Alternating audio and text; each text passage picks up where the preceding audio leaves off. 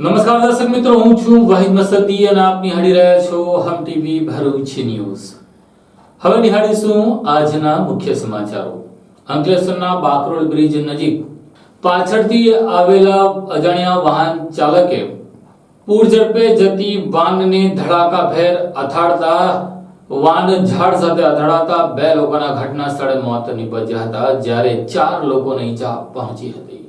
Stop રેપની મુહિમ સાથે નીકળેલ મારુતિ વેનને અંકલેશ્વરના બાકરોલ નજીક અકસ્માત નડતા 2 લોકોના કરુણ મોત નીપજ્યા હતા. બેંગ્લોરથી સ્ટોપ રેપના સૂત્ર સાથે પદયાત્રાએ નીકળેલ પદયાત્રીઓની મારુતિ વાનને અંકલેશ્વરના બાકરોલ બ્રિજ પાસે અજાણ્યા વાહન ચાલકે ટક્કર મારતા 2 વ્યક્તિના મોત નીપજ્યા હતા, જ્યારે 4 વ્યક્તિ ઈજાગ્રસ્ત થયા હતા. Bangalore passing Maruti van highway પર સુરતથી વડોદરા તરફ જઈ રહી હતી. સ્ટોપ રેપના સ્ટીકરવાળી વાન અંકલેશ્વરના બાકરોલ અને ખરોડ ચોકડી વચ્ચેથી પસાર થઈ રહી હતી, ત્યારે અજાણ્યા વાહન ચાલકે તેને ટક્કર મારી હતી. અકસ્માત બાદ વાન હાઈવેની બાજુમાં વૃક્ષ સાથે ભટકાઈ હતી, જેમાં ઘટના સ્થળે જ 2 વ્યક્તિના મોત નીપજ્યા હતા, જ્યારે 4 વ્યક્તિને ઈજા પહોંચી હતી. પાનોલી પોલીસે દોડી આવી તપાસ હાથ ધરી હતી. ઈજાગ્રસ્તોને સારવાર અર્થે અને મૃતદેહને પોસ્ટમોર્ટમ અર્થે ખસેડવામાં આવ્યા હતા. ભોગ બનનારની ભાળ મેળવવા સાથે જ અકસ્માત સર્જક ફરાર વાહન ચાલકોની શોધખોળ હાથ ધરવામાં આવી છે. બનાવની વધુ તપાસ પાનોલી પોલીસ ચલાવી રહી છે.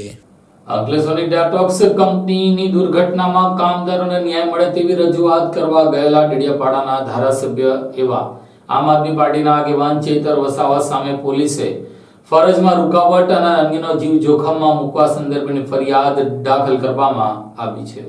દેડિયાપાડાના આમ આદમી પાર્ટીના ધારાસભ્ય ચેતર વસાવા વિરુદ્ધ અંકલેશ્વર જેડીસી પોલીસ મથકે ફરિયાદ નોંધાતા ચકચાર મચી જવા પામી છે. અંકલેશ્વરની ડેટોક્સ ઇન્ડિયા પ્રાઇવેટ લિમિટેડ કંપનીમાં બ્લાસ્ટમાં 4 કામદારોના મોતની ઘટના બાદ તેઓ સમર્થકો સાથે કંપની પર પહોંચ્યા હતા, જેમાં તેઓએ પોલીસની ફરજમાં રૂકાવટ ઊભી કરી અન્યના જીવને જોખમમાં મૂક્યા હોવાના આક્ષેપ સાથે આ બાબતને લઈને પોલીસ ફરિયાદ નોંધાઈ છે. દેડિયાપાડાના ધારાસભ્ય ચેતર વસાવા તેમના આક્રમક સ્વભાવ અને જનતાના પડખે ઉભા રહેવાને પગલે અનેક વખત વિવાદોથી લઈને પોલીસ ચોપડે ચડી ચૂક્યા છે. દેડિયાપાડાના ધારાસભ્ય ચેતર વસાવાએ તાજેતરમાં જ અંકલેશ્વર ઔદ્યોગિક વસાહતમાં આવેલા ડેટોક્સ ઇન્ડિયા પ્રાઇવેટ લિમિટેડ કંપનીમાં બનેલ બ્લાસ્ટની પ્રચંડ ઘટનામાં 4 શ્રમયોગીઓના મોત નીપજતા તેઓએ તાત્કાલિક બ્લાસ્ટની ઘટનાના ગણતરીના કલાકોમાં જ કંપની પર પહોંચી કામદારોના પડખે ઉભા રહીને સત્તારૂઢ ભાજપ સરકારને સ્થાનિક સ્તરે હલાવી નાખી હતી. તેમની આ હાજરીથી સ્થાનિક ભાજપનું મોવડી મંડળ કંપની પર આવવા માટે મજબૂર બની ગયું હોવાનું ખુદ ભાજપમાં ચર્ચાસ્પદ બન્યું હતું. ત્યારે આ મામલે હવે તેમના સામે છેવટે પોલીસ ફરિયાદ નોંધાઈ છે. અંકલેશ્વર જેડીસી પોલીસ મથકમાં ઘટનાના 7 દિવસ બાદ પીએસઆઈએ ફરિયાદ આપી છે, જેમાં પોલીસ ફરિયાદમાં જણાવ્યા મુજબ થોડા દિવસ અગાઉ અંકલેશ્વરની ડેટોક્સ ઇન્ડિયા પ્રાઇવેટ લિમિટેડ કંપનીમાં બ્લાસ્ટ થતા 4 કામદારોના મોત નીપજ્યા હતા. આ બાદ ચેતર વસાવા તેમના સમર્થકો સાથે કંપની પર પહોંચ્યા હતા અને યોગ્ય વળતર સહિતની માંગ કરી હતી. અંકલેશ્વર જેડીસી પોલીસે આ મામલે સબ ઇન્સ્પેક્ટર એવી સિયાડિયા દ્વારા ફરિયાદ નોંધવામાં આવી છે, જેમાં જણાવ્યા અનુસાર ચેતર વસાવાએ પોલીસની ફરજમાં રૂકાવટ ઊભી કરી હતી. આ ઉપરાંત કંપનીના પ્લાન્ટમાં દુર્ઘટના બાદ અન્ય લોકોના જીવને જોખમ હોય એમ છતાં સમર્થકો સાથે તેઓ કંપની પરિસરમાં પહોંચ્યા હતા અને કંપની બંધ કરાવી દેવાની પણ ધમકી આપી હોવાનું પોલીસ ફરિયાદ નોંધાવા પામી છે. અત્રે નોંધવું ઘટે કે કંપનીના સત્તાધીશોએ કંપની બંધ કરાવવા મામલે ચેતર વસાવાએ ધમકી આપી હોવાની ફરિયાદ ન કરતા આ મામલે પોલીસે ફરિયાદ કરી છે, જે ઘણું વિચાર વિમર્શ માંગે છે. ત્યારે આ મામલે પોલીસે ફરિયાદ નોંધી તપાસ હાથ ધરી છે. ઉલ્લેખનીય છે કે તાજેતરમાં ચેતર વસાવા વિરુદ્ધ ઝઘડિયાના રાજપાડી પોલીસ મથકે પણ મંજૂરી વિના પદયાત્રા કાઢવા સંદર્ભે ફરિયાદ નોંધાઈ હતી, જેમાં મંજૂરી વગર પદયાત્રા કાઢવાના તેઓ પર આરોપ લગાવવામાં આવ્યો હતો. ત્યારે ચેતર વસાવા પર એક પછી એક પોલીસ ફરિયાદ નોંધાતા તેના રાજકીય ક્ષેત્રે પડઘા પડશે તેવું લાગી રહ્યું છે. હાલ તો વિપક્ષમાં આ મામલે ઘણા ગણગણાટ શરૂ થઈ ગયા છે. ત્યારે આ મામલે ફરિયાદ નોંધાતાની સાથે ચેતર વસાવા પણ સામે આવ્યા છે. તેમણે કહ્યું હતું કે તેમના સામે અંકલેશ્વર જેડીસીની ડેટોક્સ ઇન્ડિયા કંપનીમાં બ્લાસ્ટ મામલે જે તેઓ પરિવારના પડખે ઊભા રહ્યા અને કંપની પરિસરમાં પ્રવેશ કર્યો તે સબબ ફરિયાદ નોંધવામાં આવી છે. જો કે આ અંગે માહિતી આપ્યા બાદ તેમણે પોલીસની કામગીરી સામે શંકાઓ ઊભી કરી હતી. તેમણે કેટલાક પોલીસ કર્મચારીઓ હપ્તા લેતા હોવાના આક્ષેપો કરી આ મામલે તેમણે વિડીયો રજૂ કર્યા છે. તેમ છતાં પોલીસ કેમ એક્શન નથી લઈ રહી તેમ કહી સરકાર તો બદલાતી રહેશે પરંતુ અધિકારીઓ એ ન્યાયપક્ષ કામગીરી કરવી જોઈએ તેમ તેમણે કટાક્ષપૂર્વક ઉમેર્યું હતું. અંકલેશ્વર જીઆઈડીસીમાં આવેલ ડેટોક્સ ઇન્ડિયા પ્રાઇવેટ લિમિટેડ કંપનીમાં ગત તારીખ 3/12/2024 રોજ બપોરના 12:40 બ્લાસ્ટ થાય છે. ત્યારે ત્યાં કામ કરનાર કામદારના પરિવારનો સાંજે 4 વાગે મારા પર ફોન આવે છે. ત્યારે અમે કંપની પર 4:30 વાગ્યાના અરસામાં પહોંચીએ છીએ. ત્યારે ત્યાંના મેનેજમેન્ટ, ત્યાંના ઉપસ્થિત પ્રાંત અધિકારી, સેફટી અધિકારી અને પોલીસ વિભાગના અધિકારીઓને અમે જણાવીએ છીએ કે કોનું મૃત્યુ થયું છે, કોને ઈજા થઈ છે એની જાણકારી એમના પરિવારોને આપવામાં આવે. ત્યારબાદ 4 લોકોના મૃત્યુ થયા હોવાના નામ સહિતની જાણકારી ત્યાંના યુનિટ મેનેજર અમને આપે છે. એ પરિવારોને અમે બોલાવીએ છીએ. એમની દયનીય હાલત જોઈને કંપનીને અમે માનવતાની રાહે એ પરિવારોને વળતર આપે એવી માંગ કરીએ છીએ. વળતરની જાહેરાત થયા બાદ જ એ ડેડ બોડી અમે સ્વીકારીશું એવી અમે માંગ કરીએ છીએ. ત્યારે કંપની પણ એમના મેનેજમેન્ટ ઓથોરાઇડ સાથે વાત કરીને એમને વળતરની જાહેરાત કરે છે. બાદમાં પીએમ કરાવીએ છીએ અને એને એ બોડીઓને અમે અગ્નિ સંસ્કાર માટે મોકલી આપીએ છીએ. ત્યારે આ સમગ્ર ઘટનાની જાણ ત્યાંના સ્થાનિક નેતાઓને થતાં એમના પેટમાં તેલ રેડાયું અને આ નેતાઓએ પોલીસ સાથે મિલીભગત કરીને અંકલેશ્વર જીઆઈડીસી પોલીસ સ્ટેશનના પોલીસ સબ ઇન્સ્પેક્ટર એવી સિયાડિયા પોતે અરજદાર બનીને દિન 7 બાદ ગત તારીખે 10 રોજ મારા પર ખોટી એફઆઈઆર કરી છે. ત્યારે અમે પોલીસ ભરૂચના એસપી શ્રીને પણ કહેવા માંગીએ છીએ, અમે 35 જેટલા વિડીયો જાહેર કર્યા છે જેનાથી એમની ઊંઘ હરામ થઈ ગઈ છે. એના કારણે જ અમારો અવાજ દબાવવા માટે એ આ ખોટી ફરિયાદો કરે છે. ત્યારે એમની આવી ખોટી ફરિયાદોથી અમે ડરવાના નથી. ભરૂચ પોલીસ વિભાગ અને એસપીમાં પાણી હોય તો અમે 35 વિડીયો તમને આપેલા છે, જાહેર કર્યા છે. એ કયા અધિકારીઓ કોના માટે દારૂના ઠેકાઓ પર ઉઘરાણું કરે છે એના પર તપાસ કરે અને એમની સામે કાયદેસરની કાર્યવાહી કરે. ચૈતરભાઈ વસાવા એમની ટીમ પર એફઆઈઆર કરવાથી અમારો અવાજ દબાઈ જવાનો નથી. ભરૂચની જનતાનો આ અવાજ છે, સંવિધાનનો અવાજ છે, ભરૂચના કામદારો બેરોજગારોનો આ અવાજ છે. તમારી એફઆઈઆરોથી અમે, તમારી જેલોથી અમે ડરવાના નથી. આવનારા દિવસોમાં અમે તમારી જેલો માટે પણ આવીએ છીએ. તમારી જેલો મોટી કરી દેજો. જ્યારે હજારોની સંખ્યામાં પણ જેલમાં બેસવાનું થશે ત્યારે પણ અમે તમારી જેલોમાં બેસીશું. અને પોલીસ અધિકારીઓને ખાસ કહેવા માંગીએ છીએ, સરકારો બદલાતી રહી છે, તમારો પગાર એ પ્રજાના ટેક્સમાંથી આવે છે, એટલે નિષ્પક્ષ કાર્યવાહી કરો, તટસ્થ કાર્યવાહી કરો. કોઈના ચમચાગીરી કરવાની જરૂર નથી.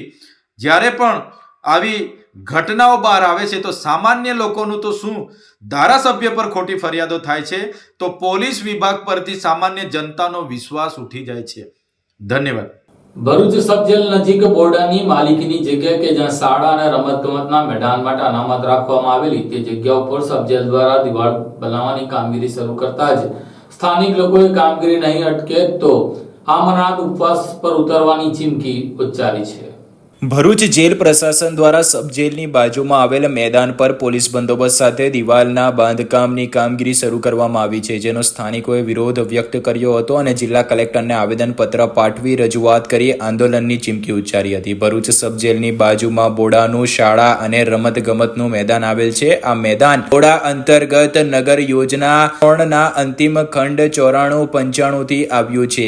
આ મેદાનની માલિકી વિવાદાસ્પદ છે અને આ અંગેની એક અરજી હાઈકોર્ટના ફ્લોર ઉપર છે. આ જમીન પર અહીંના સ્થાનિકોની અવર જવર માટેનો રસ્તો પણ આવેલો છે. આ વિવાદાસ્પદ જગ્યા પર પુનઃ એકવાર જેલ પ્રશાસન દ્વારા જેસીબી અને પોલીસ બંદોબસ્ત સાથે દિવાલ બનાવવાનું કામ ચાલુ કરવામાં આવતા સ્થાનિકોએ તેનો વિરોધ કરી કામ અટકાવવાની માંગ કરી હતી. ત્યારબાદ સ્થાનિક રહીશોએ જિલ્લા કલેક્ટર કચેરી ખાતે જઈ કલેક્ટરને આવેદનપત્ર પાઠવ્યું હતું અને રજૂઆત કરી હતી કે આ મેદાનની અરજી હાઈકોર્ટમાં ફ્લોર ઉપર હોય, આ કાર્યવાહી કોર્ટ કોર્ટને અવમાનના ગણી શકાય અને જેલ પ્રશાસન દ્વારા બનાવી રહેલા દિવાલનું કામ તાત્કાલિક ધોરણે અટકાવવાની માંગ કરી હતી. જો કામગીરી બંધ કરવામાં નહીં આવે તો રમતગમતના સાધનો સળગાવી દઈ ધરણા યોજી આંદોલનની ચીમકી પણ સ્થાનિકોએ ઉચ્ચારી હતી. જેલ કલેક્ટર દ્વારા આ બાબતે અભ્યાસ કરી યોગ્ય નિર્ણય કરવાની હયાત ધારણા સ્થાનિકોને આપવામાં આવી હતી.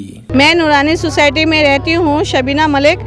हमको हमारा रास्ता चाहिए. हम आज इतने साल से यहाँ पे रह रहे हैं, हमको दीवार से कोई भी वो प्रॉब्लम नहीं है, पर जो हमारा रास्ता है वो हमको चाहिए. रात को हम लोग अकेले भीड़भाड़ में से जाने का रास्ता हमारा नहीं है. आज हमको हमारा रास्ता आप दे दीजिए, फिर आपको जो भी दीवार बनाना है यहाँ बना सकते हैं, पर हमको हमारा हक और हमारा रास्ता हमको दे दीजिए बस, और हमको कुछ नहीं चाहिए यहाँ पे. અત્યાર સુધી કયા રસ્તા પરથી તમે જતા? हमें ये नूरा ये हमारा ये मैदान का ही हमारा संतोषी का ही रास्ता है. अब ये आप लोग बंद कर देंगे तो हम लोग किधर से जाएंगे? रात में लेडीज किस तरह जाएंगे यहाँ से?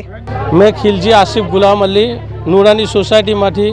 અમારા આજે રસ્તાનું જે પ્રોબ્લેમ છે, આજે કંઈ વર્ષોથી રસ્તાનો પ્રોબ્લેમ છે. અમારા ટીપીની અંદર જે રસ્તાઓ બોલાય છે તે રસ્તાઓ ટોટલી બંધ છે. અત્યાર લગીને અમારા કોઈ રસ્તાઓનો ખુલાસો થયો નથી અને અમે જે સંતોષીમાંથી જે ગ્રાઉન્ડમાં રહીને અમે જે જતા અવર જવર કરી રહેલા છે એ અવર જવર અત્યારે જે આપણે સબજેલમાંથી જે દિવાલ બની રહેલી છે તે દિવાલનું કામ ચાલુ થઈ ગયેલું છે.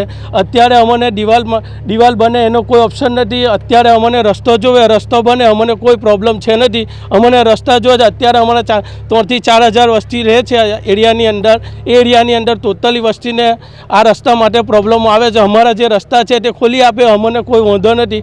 અમને રસ્તા જોવે છે. અંકલેશ્વર તાલુકાના અંડાળા ગામની મારુતિનગરમાં આવેલા મંદિરને નિશાન બનાવી તસ્કરોએ માતાજીના મુંગટ સહિતના ઘરેણાની ચોરી કરી ફરાર થઈ ગયા હતા. અંકલેશ્વરમાં ઠંડીનો પ્રભાવ જેમ જેમ વધી રહ્યો છે તેમ તેમ ચોરી પણ નોંધપાત્ર વધી રહી છે. અંકલેશ્વરના અંદાળા ગામમાં આવેલા માતાજીના મંદિરને પણ તસ્કરોએ બાકાત રાખ્યા નથી. અંકલેશ્વરના અંદાળા ગામની મારુતિનગર સોસાયટીમાં આવેલા મંદિરને તસ્કરોએ નિશાન બનાવી માતાજીના મુગટ અને છત્ર મળી કુલ 1 લાખથી વધુના માલમત્તા પર હાથફેરો કરીને ફરાર થઈ ગયા હતા. અંકલેશ્વર પંથકમાં શિયાળાની કડકડતી ઠંડી વચ્ચે ચોરીની ઘટનાઓ સામે આવી રહી છે. ત્યારે ગતરોજ મોડી રાત્રે અંકલેશ્વરના અંદાળા ગામની મારુતિનગર સોસાયટીમાં આવેલ કોટેશ્વર મહાદેવ મંદિરને તસ્કરોએ નિશાન બનાવ્યું હતું. તસ્કરોએ મંદિરમાં પ્રવેશ કરી માતાજીના મુગટ અને છત્ર મળી કુલ 1 લાખથી વધુના મુદ્દા માલ પર હાથફેરો કરીને ફરાર થઈ ગયા હતા. સવારે જ્યારે આ બાબતે મંદિર ચોરી અંગે લોકોને જાણ થતા લોકોએ પોલીસને જાણ કરતા પોલીસે ઘટના સ્થળે પહોંચી વધુ તપાસ આરંભી છે. આજરોજ મારુતિનગરની અંદર રાત્રે લગભગ 1 વાગ્યા પછી આ ઘટના બની છે. ચોરી થઈ ગઈ છે. મંદિરની અંદરથી લગભગ 1 લાખ રૂપિયા જેવી વસ્તુઓ લઈ ગયા છે. આ વસ્તુ માટે અમે પોલીસ સ્ટેશનમાં પણ ફરિયાદ કરેલી છે. પોલીસ સ્ટેશન તરફથી પોલીસ અહીંયા આગળ આવીને કર્મચારીઓ આવીને એનું ઇન્વેસ્ટિગેશન કરી ગયા છે. પણ અમારી વધુ એક એવી માગણી છે કે થોડું પેટ્રોલિંગ થોડું વધારી દેવામાં આવે તો આ બાબતે થોડું આગળની કાર્યવાહી થઈ શકે. મંદિરની અંદરથી માતાજીનો એક મુંગટ ગયો છે અને ઉપર માતાજીની ઉપર જે છત્ર મૂકેલું છે તે ગયું છે. આ બધું મળીને કુલ લગભગ 1 લાખ જેવી રકમ થાય છે.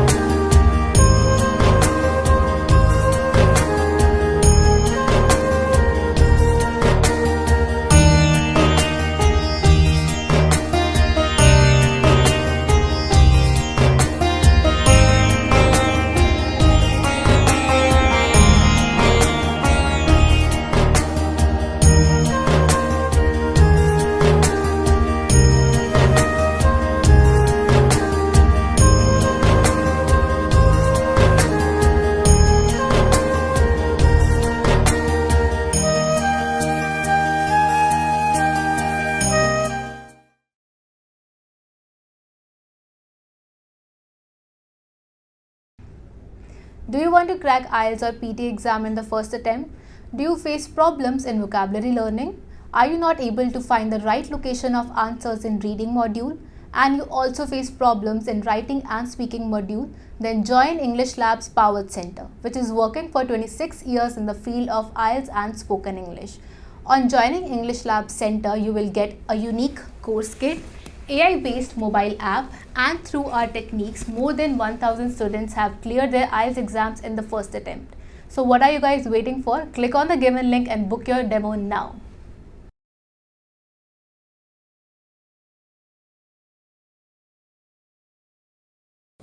ભરૂચના નરસિંહપુરા વિસ્તારમાં હોટલ સંચાલકો દ્વારા માંસાહારી કચરો જાહેરમાં નિકાલ કરવામાં આવતા સ્થાનિક લોકોએ તેનો વિરોધ કરીને કચરાનો યોગ્ય નિકાલ કરવાની સાથે સાથે સફાઈ કરવામાં આવે તેવી માંગ કરી છે.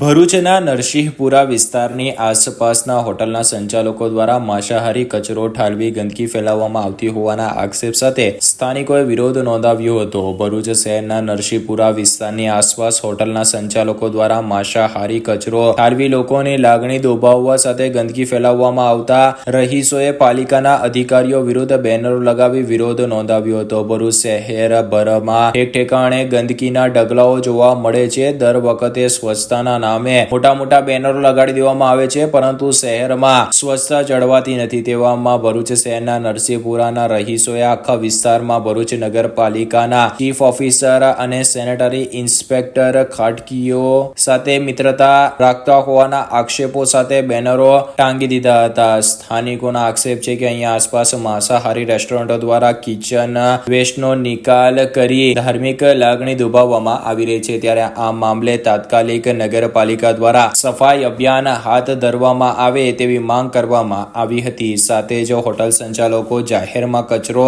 ન ફેંકી યોગ્ય રીતે કચરાનો નિકાલ કરે તેવી માંગ કરી હતી. મારું નામ ભાવનાબેન છે ને નરસિંહપુરામાં રહીએ છીએ.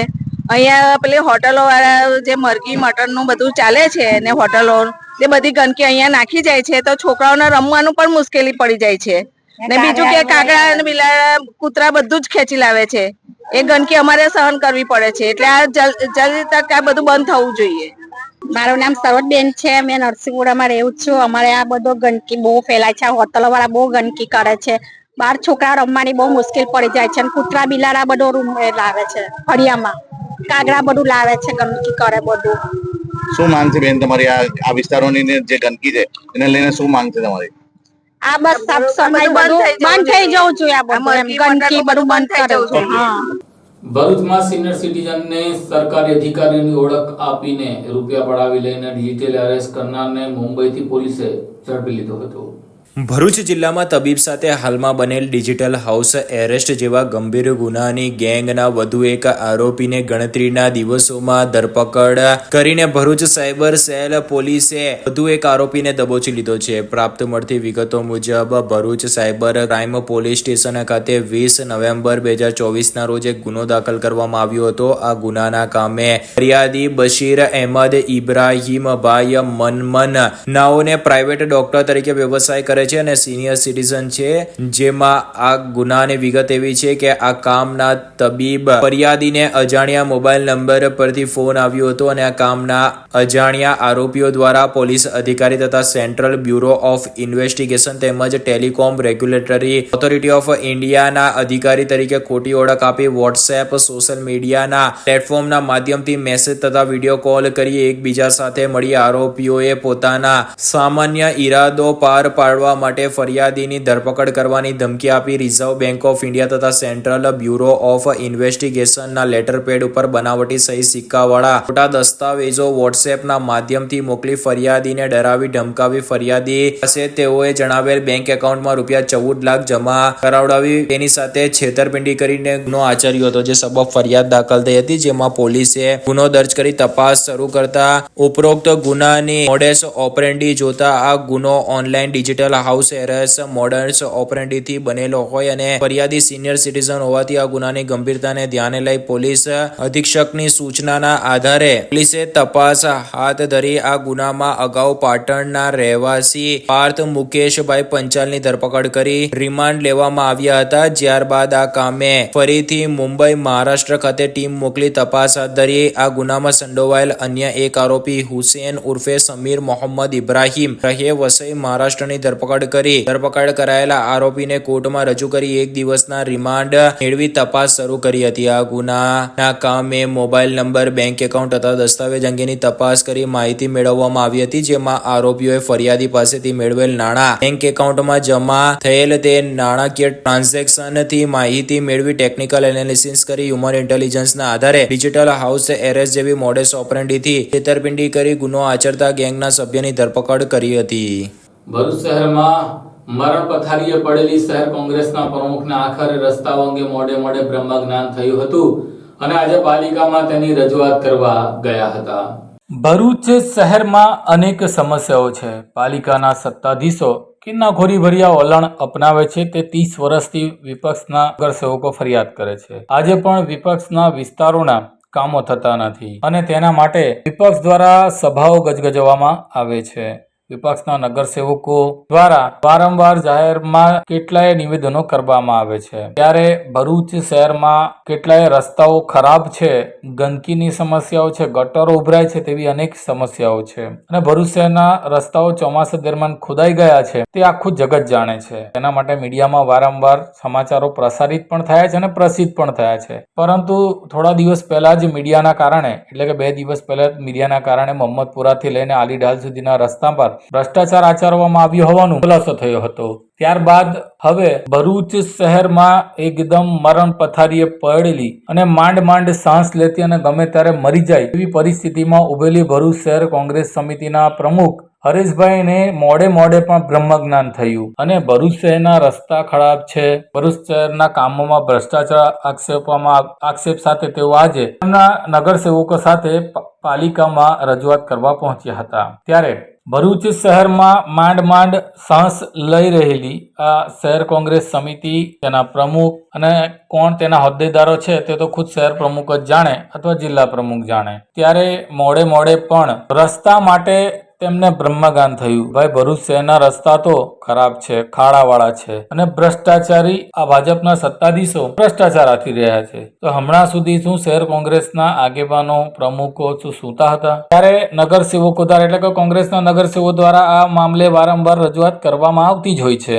તો પછી આ શહેર પ્રમુખને મોડે જ્ઞાન થયું અને આજે તેઓ પહોંચ્યા ત્યારે આ જ વસ્તુની રજૂઆત કરી હતી કે ભાઈ રસ્તાઓ ખરાબ છે, રસ્તાઓ બનાવવામાં ભ્રષ્ટાચાર આચરવામાં આવ્યો છે તેવું તેમણે રજૂઆત કરી. સાથે તેમના સાથી નગરસેવક હતા. પોતે ઇન્ટરવ્યુ પણ આપી શક્યા નહીં. આખરે વિપક્ષના નેતાને ઇન્ટરવ્યુ આપવાની ફરજ પડી. ત્યારે ભરૂચ શહેરમાં રસ્તાઓને લઈને રજૂઆત કરવા પહોંચેલા શહેર કોંગ્રેસ સમિતિના પ્રમુખ સાથે કેટલા માણસો હતા તે પણ આપણે આંગળીના વેઢે ગણી શકાય છે. ભરૂચ શહેર કોંગ્રેસને મરણ પથારીએ પહોંચાડી દેનારા આ જિલ્લા કોંગ્રેસના કેટલાક આગેવાનો અને શહેર કોંગ્રેસના આગેવાનો હવે માંડ ઇલેક્શનો આવે તે પહેલા તેને અંતિમ શ્વાસ લેવા માટે ઓક્સિજન રૂપ આવા કાર્યક્રમો આપી રહ્યા છે.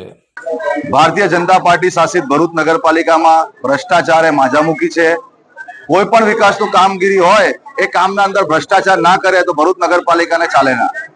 રોડ રસ્તાના કામ જે થોડા દિવસ પહેલા જ પેચવર્કનું કામગીરી જે કરવામાં આવી, સામાન્ય પેચવર્કની કામગીરીમાં પણ સ્થાનિક જે કોન્ટ્રાક્ટર હતો એ કોન્ટ્રાક્ટરે ખૂબ મોટો ભ્રષ્ટાચાર કર્યો.